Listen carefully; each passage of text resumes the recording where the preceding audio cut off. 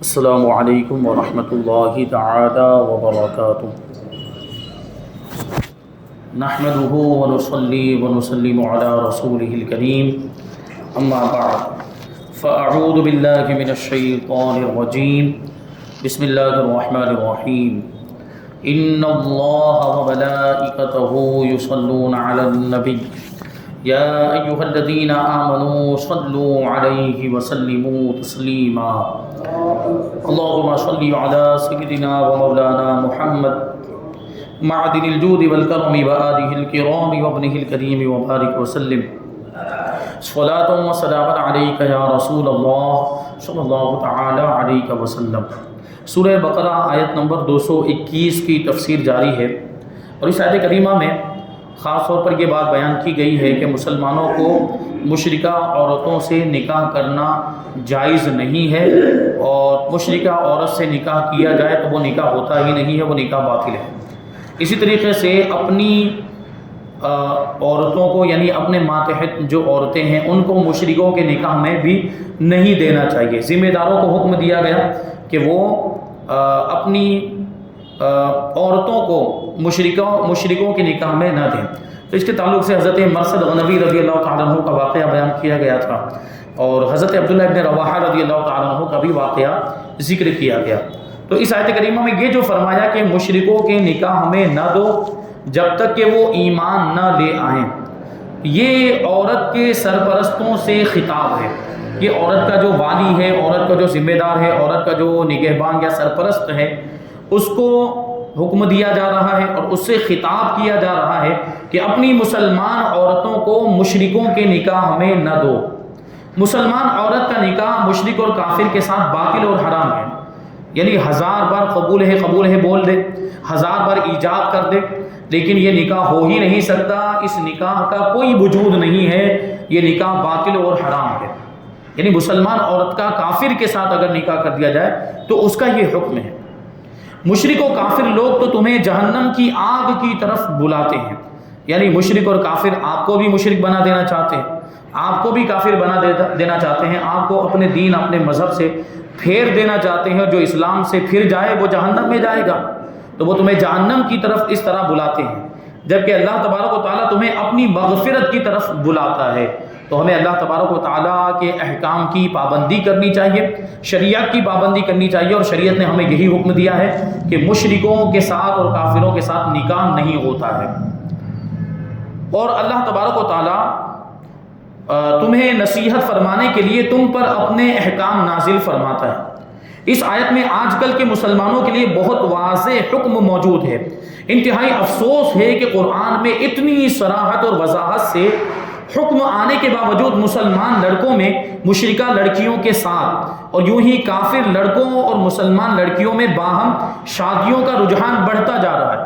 یعنی ایسا آپ دیکھتے ہیں، اور اس کی بنیادی وجہ یہ ہے کہ ہم نے اپنے بچوں پر توجہ دینا بہت کم کر دیا، اور بعض جگہوں پر تو بالکل توجہ دینا ہی بند کر دیا۔ اب ہمارا بچہ کہاں جا رہا ہے کوئی اس کی فکر نہیں ہے، وہ کس سے ملتا جلتا ہے، کس کے ساتھ اٹھتا بیٹھتا ہے۔ اور یہ جو نظام، جو تعلیم کا نظام ہے جو ابھی اس وقت رائج ہے، لڑکے اور لڑکیوں کا مخلوط تعلیمی نظام، اس کی وجہ سے بھی بہت ساری خرابیاں کہ ایک ساتھ میں ظاہر سی بات اسکول میں پڑھیں گے لڑکے لڑکی ایک ساتھ میں پڑھیں گے، اسی طریقے سے کالج ہے، یونیورسٹی میں لڑکے لڑکے ایک ساتھ میں پڑھتے ہیں، لڑکے لڑکیاں، تو اس میں یہ ہوتا ہے کہ آپس میں تعلقات ہوتے ہیں۔ اب وہ سامنے مشرکہ ہے کہ مسلمان ہے وہ بھی نہیں دیکھا جاتا، جبکہ یہ بات بھی تو ناجائز ہے کہ وہ ایک دوسرے کے لیے اجنبی ہیں، ان کے ساتھ بات چیت کرنا بلا ضرورت، اٹھنا بیٹھنا بلا ضرورت، ساتھ میں گھومنا اسلام اس کی اجازت نہیں دیتا، اور یہ سب ہو رہا ہے، اور اس کی وجہ سے بہت ساری خرابیاں ہمارے معاشرے میں در آئی ہیں، اور بہت بے حیائی کے کام ہو رہے ہیں، بدکاریاں بھی ہو رہی ہیں، اور زنا کے کام ہو رہے ہیں۔ ابھی ایک بات آپ کو بتاؤں کہ کیسا ماحول ہو گیا ہے نوجوانوں کا، کالج اسکول میں پڑھنے والے بچے، نوجوان بچے، آج کے زمانے میں اگر کسی نوجوان لڑکے کی گرل فرینڈ نہ ہو نا تو اس کو بیوقوف سمجھا جاتا ہے، اور اسی طریقے سے اگر کسی لڑکی کا بوائے فرینڈ نہ ہو تو اس کو تانے دیے جاتے ہیں، اس کو برا بھلا کہا جاتا ہے، اور اس کو ستایا جاتا ہے، طرح طرح کے معاملات ہوتے ہیں۔ تو یہ حقیقت ہے، ہم سب دیکھ رہے ہیں کہ اس طرح کے معاملات ہو رہے ہیں۔ تو اب ظاہر سی بات ہے کہ جو نوجوان جس کی گرل فرینڈ نہیں ہے تو وہ گرل فرینڈ تلاش کرے گا، یعنی اگر وہ نہیں بھی چاہتے تو معاشرہ ایسا بن گیا ہے کہ اب اس کو ڈھونڈنی پڑے گی. اور ایسے معاشرے میں، ایسے ماحول میں کیسے کوئی شریعت پر عمل کر سکتا ہے؟ شریعت پر عمل کرنا کتنا مشکل ہوگا. تو اس کے بارے میں ابھی موجودہ دور کے لوگ، علماء سے یہ بات سنی گئی کہ ایسے دور میں اور ایسے ماحول میں بھی اگر کسی نوجوان لڑکے کی گرل فرینڈ نہ ہو تو واقعی وہ بہت نیک اور متقی پرہیزگار لڑکا ہے. واقعی وہ بہت متقی اور پرہیزگار ہے. ایسے ماحول میں بھی بچا ہوا ہے گناہوں سے اور بدکاری سے اور بے حیائی کے کاموں سے. اس کا مطلب یہ ہے کہ اس کے دل میں خدا کا خوف ہے. تو ہمیں اپنے بچوں کی ایسی تربیت کرنی پڑے گی، جیسا ماحول ہوتا ہے ویسی تربیت کرنی پڑتی ہے. تو ویسی تربیت کرنی پڑے گی کہ اس طرح کی چیزوں سے ہمارا بچہ بچے اور اس کو برا سمجھے، کیونکہ اس کو تو فیشن بنا لیا گیا. بوائے فرینڈ اور گرل فرینڈ ہونا یہ ایک فیشن بن گیا. گناہوں کے کام فیشن بنتے جا رہے ہیں اور گناہ کو لوگوں نے گناہ سمجھنا ہی چھوڑ دیا ہے. بہت سارے ایسے گناہ ہیں اور یہ بھی قیامت کی نشانی ہے کہ لوگ گناہ کو گناہ سمجھنا چھوڑ دیں گے. قیامت بہت قریب آ چکی ہے. اس کو فیشن بنا دیا گیا، بوائے فرینڈ رکھنا یا گرل فرینڈ رکھنا، اور اس کو قانونی درجہ بھی حاصل ہو چکا ہے. ابھی آپ دیکھیں تو وہ لیو ان ریلیشن شپ، اس کو قانونی درجہ کہ بالغ لڑکا اور بالغ لڑکی اپنی مرضی سے ایک ساتھ میں رہ سکتے ہیں، تنہائی میں، اکیلے میں. ماں باپ بھی ان کو نہیں روک سکتے. یہ کتنا بے حیائی والا قانون ہے. اب وہ ساتھ میں رہیں گے تو کیا صرف گفتگو ہوگی ان کے درمیان؟ کیا صرف سلام و کلام ہوگا یا ضرورت کی باتیں ہوں گی؟ ظاہر سی بات، لڑکا اور لڑکی تنہائی میں ہوں گے. تیسرا ان میں شیطان ہوتا ہے. حدیث کا مفہوم شیطان ان کو بہکائے گا. اور اکثر و بیشتر، بلکہ ابھی آج کے زمانے میں تو لیو ان ریلیشن شپ کا مطلب ہی ہو گیا ہے زنا کاری. سراسر زنا پر مبنی ہے اور اس کو قانونی درجہ مل چکا ہے، قانون کی تائید مل چکی کہ ماں باپ بھی اگر روکنا چاہے تو نہیں روک سکتے. یہ اتنا بے حیائی والا قانون ہے. اب ایسے ماحول میں آپ کو اپنے بچوں کے کردار کو بچانا ہے. اور اگر آپ ایک بچی کے باپ ہیں تو آپ کی ذمہ داری اور زیادہ بڑھ جاتی، کیونکہ آپ کے اس کو اخلاق و کردار بھی بچانا اور اس کی عزت بھی بچانا ہے. بچی کی عزت بھی بچانا ہے آپ کو. تو اسلام کی روشنی میں اگر آپ تربیت کریں گے اور اسلامی معلومات، صحیح معلومات اس کو سکھائیں گے اور اسلام سے قریب کر کے رکھیں گے تو انشاءاللہ پھر آپ کی بچی، اس کا اخلاق و کردار بھی اسلامی ہوگا اور وہ اپنی عزت کی حفاظت وہ خود کرے گی. تو اس انداز میں آپ کو ان کی تربیت کرنی پڑے گی. یہ ماحول ایسا ہو گیا ہے تو ہمیں خود اس پر توجہ دینے کی ضرورت ہے.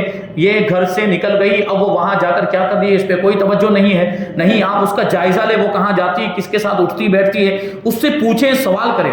لیکن انداز الگ ہونا چاہیے، بالکل ڈانٹنے والا نہیں، کیونکہ وہ بھی آج کے زمانے کے جو بچے وہ بھی برداشت نہیں کرتے. ماں باپ اگر سختی کریں تو ان کو وہ بھی برداشت نہیں ہوتا کہ ہمارے ماں باپ تو ہم پر سختی کرتے. آپ ان کے دوست بن جائیں اور دوست والے انداز میں ان کی اصلاح کرنے کی کوشش کریں تو وہ آپ کی بات مانیں گے. وہ آپ کو خیر خواہ سمجھنے لگے، آپ ان کے خیر خواہ ہیں.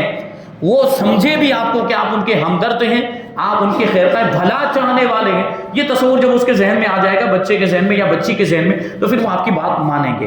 تو اس انداز میں آپ کو ان کے ساتھ پیش آنا ہے اور رویہ اختیار کرنا ہے اور اس طرح آپ کو تربیت کرنی ہے. تو میں نے اس سے پہلے بھی کہا تھا کہ یہ جو انہوں نے نعرہ دیا ہے بیٹی بچاؤ بیٹی پڑھاؤ، تو ہم نے ایک نعرہ بنایا ہے اپنے اعتبار سے، بیٹی کو اسلامی تعلیم دو اور بیٹی بچاؤ.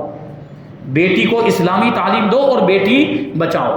تو اسلام سے اگر آپ نے قریب کیا ہوگا تو آپ کی بیٹی اپنی عزت کی بھی حفاظت کرے گی اور اپنے ماں باپ کی بھی عزت کی حفاظت کرے گی، یعنی ان کا بھی نام خراب نہیں ہونے دے گی اور وہ اسلام کے مطابق، جو اسلام نے اس کو حکم دیا اس کے مطابق وہ عمل کرے گی. تو یہ ہمیں اس پر توجہ دینے کی ضرورت ہے. تو افسوس کی بات ہے کہ قرآن میں اتنا واضح حکم آ جانے کے باوجود مسلمان لڑکوں میں مشرکہ لڑکیوں کے ساتھ اور یوں ہی کافر لڑکوں اور مسلمان لڑکیوں میں باہم شادیوں کا رجحان بڑھتا جا رہا ہے. ماں باپ اگر انکار کرتے ہیں تو بھاگ کر شادی کر لیتے ہیں. مشرک لڑکیوں کے ساتھ، غیر مسلم لڑکیوں کے ساتھ ہمارے لڑکے شادیاں کر رہے ہیں. چلو یہ تو ابھی اتنا زیادہ نہیں ہے، لیکن میں نے اس سے پہلے جو ایک درس میں عرض کیا تھا کہ ہماری بچیاں کثرت کے ساتھ غیروں کے ہاتھ میں جا رہی ہیں اور کثرت کے ساتھ وہ خود بھی غیر ہو رہی ہے. ظاہر سی بات ہے ایک مشرک کے ساتھ اگر اس کی شادی ہو گئی، دنیا کے اعتبار سے وہ شادی، اس کو شادی کہہ رہے ہیں، لیکن شریعت کے حساب سے تو شادی ہوئی نہیں ہے، وہ تو سراسر زناکاری بدکاری ہے. تو مشرک جو غیر مسلم ہیں وہ ہم پر الزام لگاتے ہیں کہ لو جہاد چلا رہے ہیں، لو جہاد چلا رہے ہیں، جبکہ حقیقت میں یہ کام وہ لوگ کر رہے ہیں.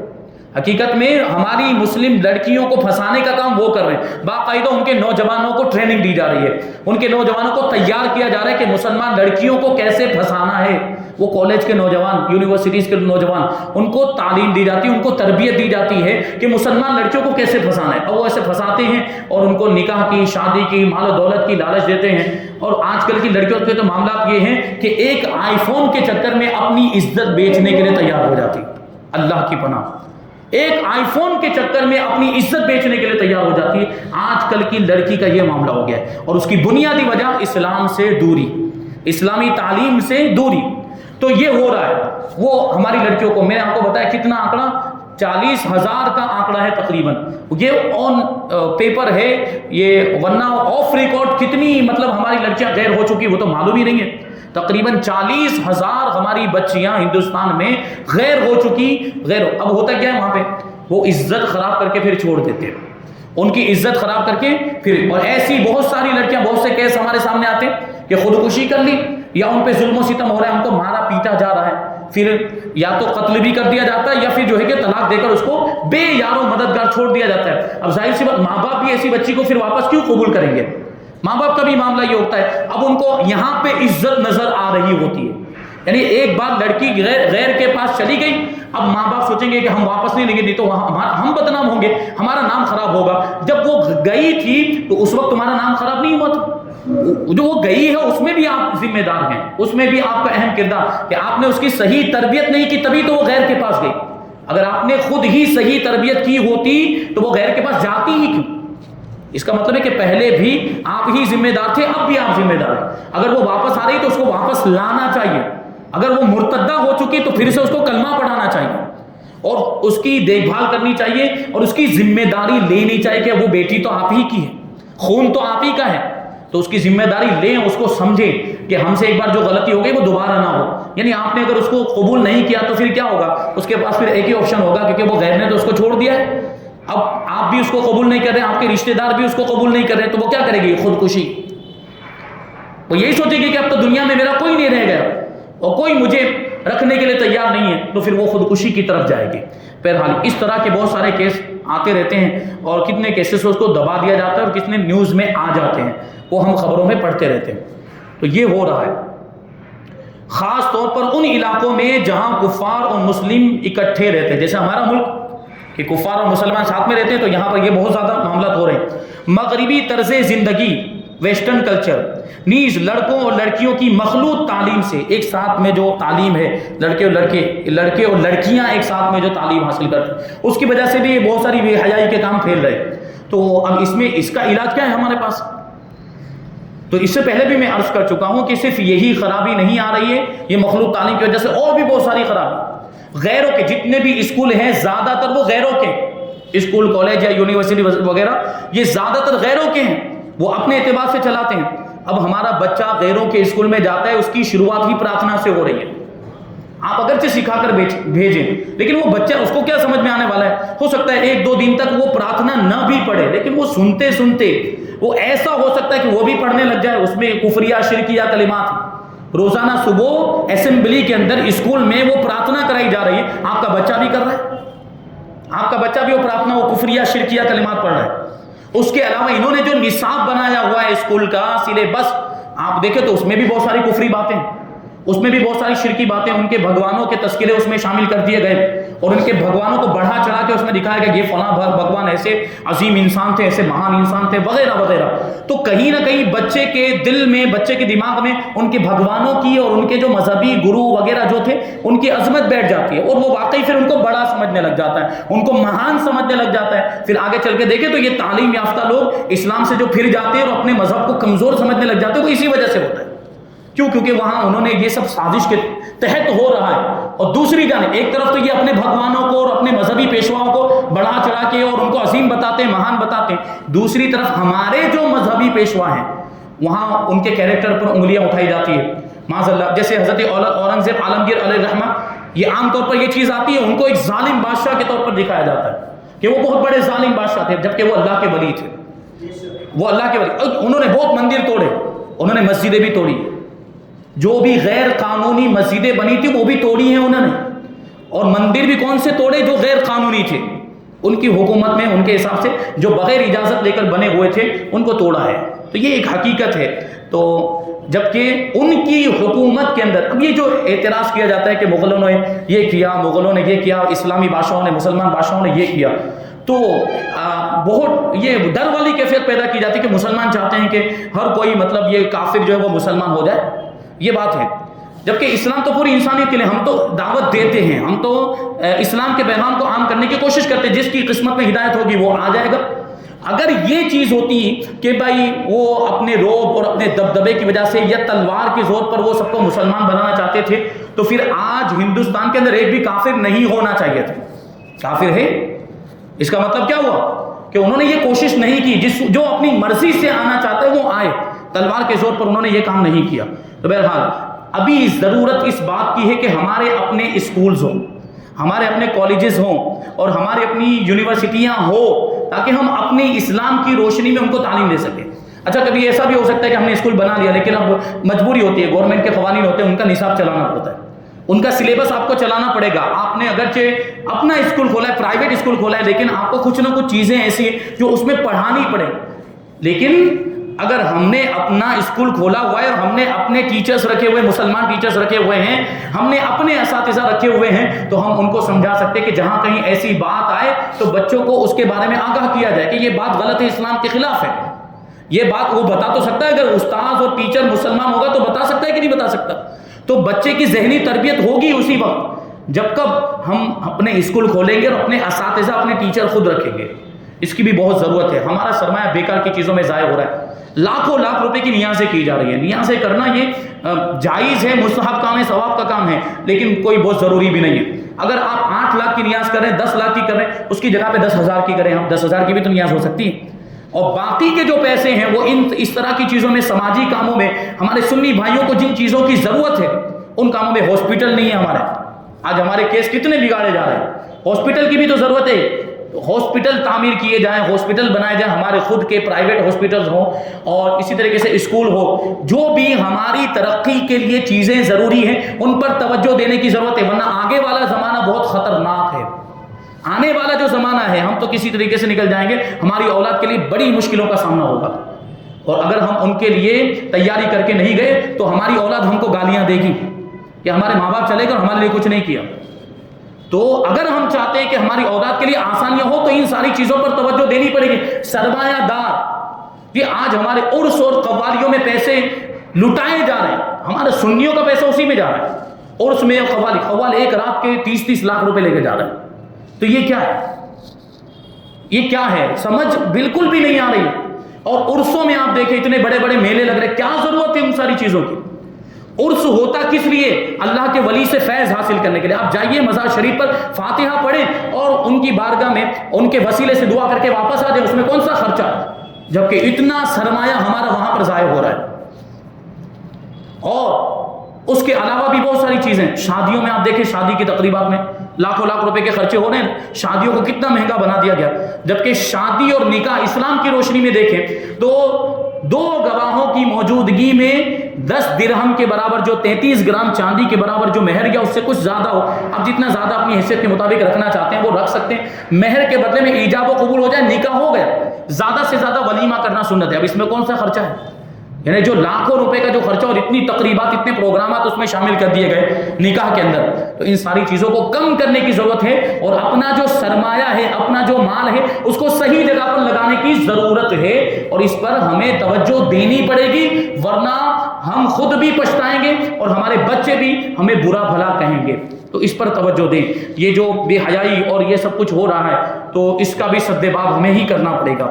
مغربی طرز زندگی نیز لڑکوں لڑکیوں کی مخلوط تعلیم سے جہاں اور تباہیاں مچی ہوئی ہیں اور بے حیائی کا طوفان امڑ آیا ہے، وہیں باہم ایسی حرام شادیوں کے ذریعے زندگی بھر کی بدکاری کے سلسلے بھی جاری ہو سکتے. اگر خدا نہ خواستہ ہماری لڑکی ہندو کے پاس چلی گئی، غیر مسلم کے پاس چلی گئی، تو زندگی بھر جو اس کے ساتھ جسمانی تعلق ہوگا وہ زنا ہوگا، وہ بدکاری ہوگی. اور آپ نے اپنی بچی کو ویسے ہی جانے دیا اس بدکاری کرنے کے لیے، زناکاری کے لیے. یہ بھی تو دیکھنا ہے. ان تمام صورتحال کا وبال ان لڑکوں لڑکیوں پر بھی ہے جو اس میں ملوث ہیں، مبتلا ہیں، اور ان کے والدین پر بھی ہے. جو راضی خوشی اولاد کو اس جہنم میں جھونکتے ہیں، وہ جو آزاد قسم کے لوگ ہوتے ہیں نا، لبرل قسم کے لوگ، اور یہ عام طور پر کون ہوتے ہیں؟ جو زیادہ تعلیم یافتہ ہوتے ہیں، جو دنیا کی تعلیم زیادہ حاصل کر لیتے، تو پھر وہ بالکل کہ اس میں کیا خرابی ہے، اگر کسی غیر کے ساتھ ہماری لڑکی کی شادی ہو بھی جاتی تو اس میں کیا خرابی، اور وہ کر دیتے، تو وہ بھی اس کے ذمہ دار ہیں۔ اور ان حکمرانوں اور صاحب اختیار پر بھی اس کی ذمہ داری عائد ہوتی ہے جو ایسی تعلیم کو رواج دیتے ہیں۔ اب ہمارے یہاں تو حکمران زیادہ تر غیر مسلم ہیں، ان کو تو کچھ کہا نہیں جا سکتا، یہ اسلامی ملکوں کی بات چل رہی ہے، اسلامی ملک جس کو اسلامی جمہوریہ کہا جاتا ہے، وہاں بھی ایسی تعلیم جاری، جیسے ہم اپنے پڑوسی ملک کی بات کریں، پاکستان کی بات کریں یا بنگلہ دیش کی بات کریں، وہاں پر بھی ایسی مخلوط تعلیم جاری ہے، کالج اور اسکول میں لڑکے لڑکیاں ساتھ میں پڑھ رہے ہیں، اور وہاں بھی یہ بے حیائی کے کام ہو رہے ہیں۔ تو کاہے کا آپ کا اسلامی جمہوریہ، آپ نے نام دیا اسلامی جمہوریہ پاکستان، اور یہ سب بے حیائی کا کام، اسلام کے خلاف کا سارے کام ہو رہے ہیں، حکومت کی طرف سے ہو رہے ہیں، حکومت کی اجازت سے ہو رہے ہیں، تو ہٹا دینا چاہیے ان کو اسلامی جمہوریہ پاکستان۔ یہ ساری چیزیں ہو رہی ہے۔ بہرحال ہمارے ملک میں بھی بہت زیادہ گناہ کے کام ہو رہے ہیں، ہم دوسروں پر الزام لگا کے خاموش بیٹھ جائیں یہ بھی نہیں۔ پاکستان میں بے حیائی ہو رہی تو یہاں بھی ہو رہی ہے، تو وہ ہم بھی اس کے ذمہ دار ہیں، کہیں نہ کہیں ہمیں بھی اس کے لیے کوششیں کرنی چاہیے اور ہمیں بھی اس پر توجہ دینی چاہیے۔ تو یہ ہو رہا ہے، یا باوجود قدرت اس کا انسداد کرنے کی کوشش نہیں کرتے، جو لوگ یا جو حکمران طاقت ہونے کے باوجود اس کو روکتے نہیں، وہ بھی ذمہ دار ہے۔ اور یوں ہی اس کا وبال ان نام نہاد جاہل دانشوروں اور لبرل اسم کے مریضوں اور دین دشمن قلمکاروں پر بھی ہے، جو اس کی تائید و حمایت میں ورق سیاہ کرتے ہیں، یعنی وہ دانشور دنیاوی تعلیم یافتہ اور جو آزاد خیال لوگ ہوتے ہیں، نام مسلمانوں کا لیکن بالکل آزاد، مذہب سے آزاد ہو چکے ہیں، مذہب سے بیزار ہو چکے ہیں، اور وہ ان ساری چیزوں کی تائید کرتے ہوئے نظر آتے ہیں۔ آپ دیکھیں حکومت کی طرف سے کوئی بھی قانون پاس ہوتا ہے تو اب اگرچہ وہ اسلام کے خلاف جا رہا ہو، لوگ اس کی تائید کرتے ہیں۔ ہمارے اندر کے کچھ لوگ ایسے ہیں، مسلمان کہلانے والے، نام نہاد مسلمان، جو جیسے طلاق کا قانون آیا تھا تو وہ کچھ ہمارے مسلمان بھائی اس کی تائید کر رہے تھے، نہیں یہ صحیح ہے، یہ صحیح ہے۔ ابھی آپ نے دیکھا NRC والا قانون آیا تو ہمارے کچھ مسلمان بھائی اس کی بھی تائید کر رہے تھے، تو وہ مسلمان کہلانے کے لائق ہے جو اپنے اسلام کو نقصان پہنچانے کی کوشش کر رہے ہیں۔ تو اس طرح کی بہت ساری چیزیں ہیں اور بہت سارے معاملات ہیں، اس کا سد باب کرنے کی ضرورت ہے اور اس پر توجہ دینے کی ضرورت ہے۔ یہاں پر آیت نمبر 221 کی تفسیر مکمل ہوئی، انشاءاللہ 222 کی تفسیر ہم آئندہ درس میں شامل کریں گے۔ اللہ تبارک و تعالیٰ کی بارگاہ میں دعا ہے کہ جو کچھ بھی بیان ہو اس پر ہم سب کو عمل کرنے کی توفیق عطا فرمائے اور نور قرآن سے ہم سب کے دلوں کو روشن اور منور فرمائے۔ وما علینا الا البلاغ۔